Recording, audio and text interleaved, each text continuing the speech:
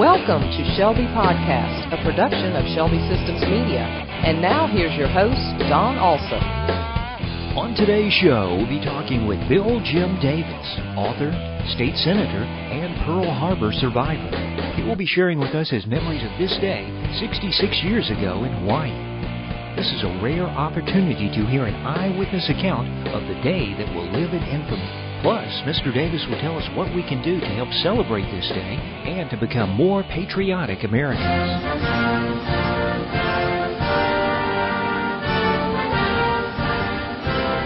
Thanks for joining us for a bonus edition of Shelby Podcast, providing tools, resources, and inspiration to help grow and maintain your ministry. And I just thought it was a nightmare. And then I saw this low-flying plane about treetop level, and it passed by the Helena, and he dipped his wings, and I could see that bright red ball on the wingtip, so I knew we were at war.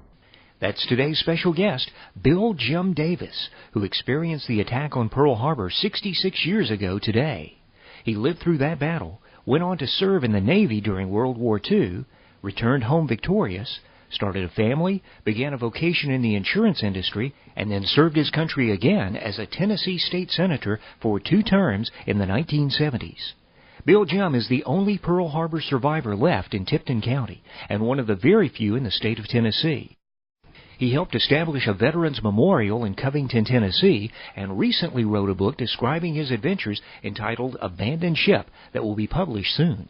In The Greatest Generation, Tom Brokaw writes, "They came of age during the Great Depression and the Second World War and went on to build modern America, men and women whose everyday lives of duty, honor, achievement, and courage gave us the world we have today. I feel privileged to have been witness to their stories." We hope that you feel the same way after hearing the story that Bill Jim Davis has to tell today.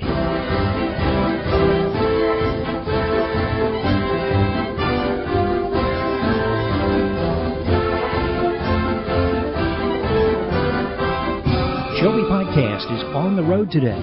We're in the home of Bill Jim and Helen Davis in Covington, Tennessee. Welcome to the show, Bill Jim.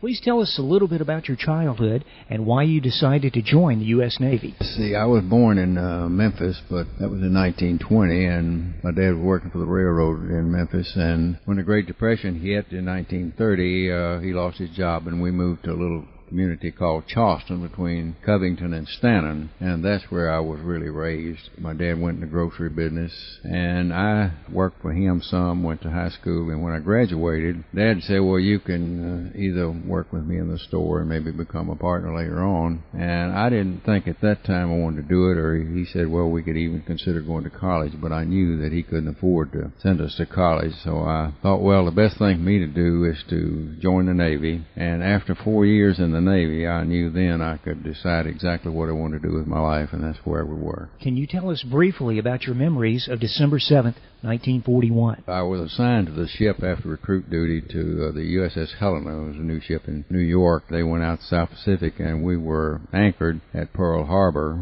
and went on training exercise during the week. On weekends, we were docked there at Pearl Harbor. And on December the 7th, it was just no different than any other Sunday morning that we'd become accustomed to. A lot of the guys were getting ready to go ashore. My brother was aboard the Helena at this time, and he was getting ready to go ashore, but I was down below deck, and at 7 o'clock I had breakfast, and 7:30 I was going to go up to the deck and maybe buy me a Sunday paper, and after I bought the paper, everything seemed perfectly calm up there, and I went down below deck, and I was getting ready to just lay down my bunk, which is 3 decks down below the main deck, to read the paper, and all of a sudden the general alarm sounded. The guys around me and myself too, I said, what in this world's going on here, having a drill on Sunday morning? Never had happened before. And just about that time there was this tremendous explosion, and it rattled an entire ship and knocked me to the floor. Well, I thought, well, maybe a powder magazine had blown up, so we got in high gear and headed to our battle station, and my battle station was amidship just below the main deck. And I got up there, and men were coming and going in every direction. Some of them were burnt real bad, and I couldn't ask them what was going on. They didn't know either. So I went up to the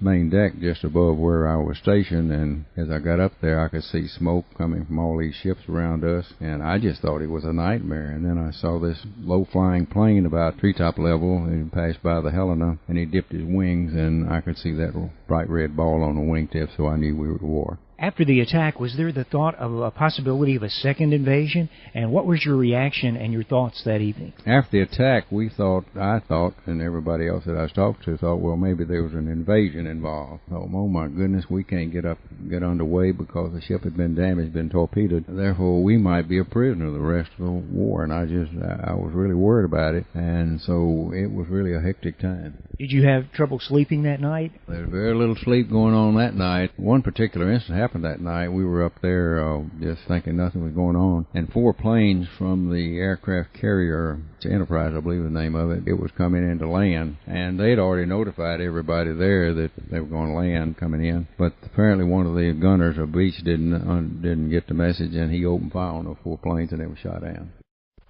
Bill Jim, I know you served aboard the USS Helena. Can you tell us about your service on that ship and then the day that it sunk and your experience with that? After Pearl Harbor, we were torpedoed and they sent us back to Vallejo, California, where it was repaired. We were there 6 months, and then they assigned us to the South Pacific Fleet section.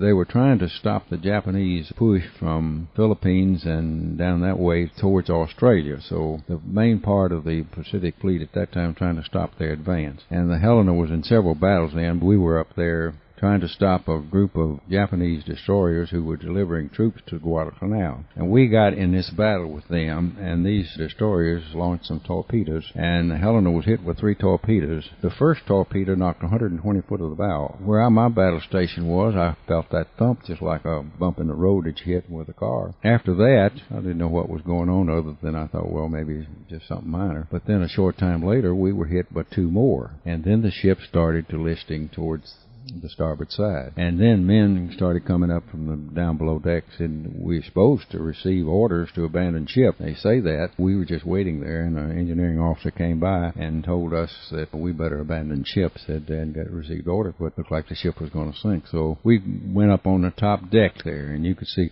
hundreds of sailors in the water, because Helena had nearly 800 men on it, and a number of them were out there in the water. And we had these flashlights that were shorted when you had them on your Mae West jackets. They were shorted out and you could see them in the water. But I thought for a minute there that maybe the ship was going to float. We were leaning towards the starboard side. Normally the water was about 15, 20 feet below, but actually we had tilted so far to the starboard that it was only about 8 or 10 feet. Anyway, I thought with about another 15, 20 men on board, the rest of them had jumped off, that maybe the ship was going to float, and I'd just rather stay there on the dry deck there than get out in that water. But then I started hearing these beams started cracking and popping. Well, I knew then that second section was going to separate from the first section, and I'd better get off. So I jumped into the water. But just before I did, I happened to remember that I hadn't inflated my jacket, and in those days we had inflatable jackets. So I floated up, then I just stepped off into the water, and I started swimming towards one of the life rafts. Well, I'd been swimming there for a little while, and I noticed that I hadn't got away from that ship. That thing was pulling me back, and I remembered then that looking and seeing similar situations happen, that there's a suction of water that's pulled when a ship is sinking. And I said, oh my goodness, if I panicked, it was almost then. But I noticed that I had, when my swimming, that I was about 8 to 10 feet further back from where I jumped off in the water. So I knew the best thing for me to do was go with the current of the ocean. So I swam with the current of the ocean and got away and got on a life raft. And in a short time, well, we was there about 2 or 3 hours. American destroyer came along, we climbed aboard and were rescued. America went through a patriotic resurgence following 9/11 that seems somewhat faded today. What can the average person do to help revive the spirit of togetherness and patriotism in their community and in our country as a whole? Well, this is the usual reaction when there's something like 9/11 happens. There's an upsurge of patriotism, and then it just kind of levels off, and people they don't fly the flag, as you recall. It seemed like everybody had a flag on their car or on their house, but now you see very few of them. As time goes on, they get back to the old routine, and they forget about the losses and the sacrifices that were made by so many people so that they could enjoy and do what they wanted to do as they do today. And in conclusion, is there anything that you would like to say to the young people of America today? Well, the main thing I think they need to remember that the only way that we can enjoy this freedom that we have and they have, that they need to remember that it may become a time that they be called upon to sacrifice to maintain this freedom for future generations. And I hope they be prepared to make that decision, to do whatever is necessary to make sure that the future generations enjoy the freedom we do today. Thanks for joining us today, Bill Jim. Bill Jim Davis is one among many of this country's living treasures, people who have lived a life of service and integrity and whose legacies light the path for those who follow.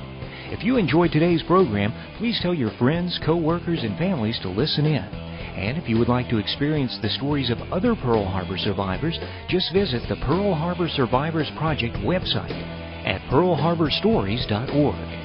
Don't miss our next program where we will be talking with Mark White about Shelby's browser-based arena program. Before we go, here is our inspirational quote for the day.